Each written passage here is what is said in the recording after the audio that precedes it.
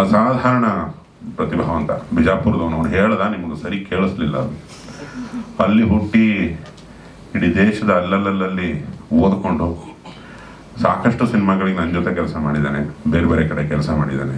ವಿದ್ಯಾವಂತ. ಬಟ್ ಮಣ್ಣಿನ ಗಂಧ ಅದು ಅವ್ರ ಮನೆಯಲ್ಲೇ ಇದೆ. ತಂದೆ ತಾಯಿ ಉತ್ತರ ಕರ್ನಾಟಕದವರು, ತಾಯಿ ಬರಹಗಾರ್ತಿ, ತಂದೆ ಸಜ್ಜನರು.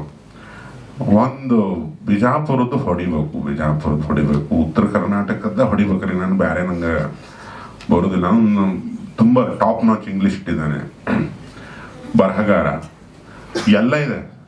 ನಮ್ಮೂರ್ದ ಹೊಡಿಬೇಕ್ರಿ, ನಾನು ಅವನು ಜಯಂತ್ ಕಾಯ್ಕಿಣಿ ಸರ್, ಹಿಂಗೊಂದು ಉತ್ತರ ಕರ್ನಾಟಕದೊಂದು ಓಡಾಡೋರ್ ಗ್ಯಾಂಗ್ ಇದೆ ನಮ್ಮ ಆಫೀಸಲ್ಲಿ. ಅದ ಹೊಡಿಬೇಕು. ಆಯ್ತು, ಹೊಡಿಲೆ. ನಾನು 2 ವರ್ಷದಿಂದ ಹೇಳ್ತಾನೆ ಇದ್ದೆ. ಕರೋನಾ ಬಂದು ಪೃಥ್ವಿ ಪದವಿ ಪೂರ್ವ ರಿಲೀಸ್ ಆದಮೇಲೆ ನಮ್ಮ ಮಾಸ್ತರ್ ಹೇಳ್ಕೊಂಡ್ರು, ನಿಮ್ಮ ಹುಡುಗ ಭಾರಿ ಹರಟತ ನೋಡ್ರಿ, ಉತ್ತರ ಕರ್ನಾಟಕದ ಒಂದು ಮಾಡಿಸ್ಕೊಡೋಣ ಅಂದಾಗ.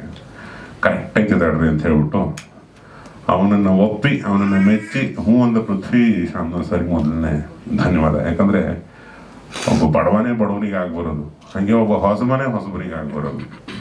ಹೊಸ ನಿರ್ಮಾಪಕರಾಗಿ ಇವರು ಪಾದಾರ್ಪಣೆ ಮಾಡಿ ಮಗನನ್ನು ನಾಯಕ ನಟ ಮಾಡಬೇಕು ಅನ್ನೋದಕ್ಕೆ ಅಮೋಲ್ನ ಒಂದು ಕನಸು ಜಾಯ್ನ್ ಆಯಿತು. ಹಂಗಾಗಿ ಹೋಗಿ ಇದೊಂದು ಉತ್ತರ ಕರ್ನಾಟಕದ ಈಗ ಅಪ್ರತಿಮ ಸಿನಿಮಾ ಆಗೋದ್ರಲ್ಲಿ ಒಬ್ಬ ಪ್ರೇಕ್ಷಕನಾಗಿ ನನಗಂತೂ 100ಕ್ಕೆ 100 ಗ್ಯಾರಂಟಿ ಐತ್ರಿ.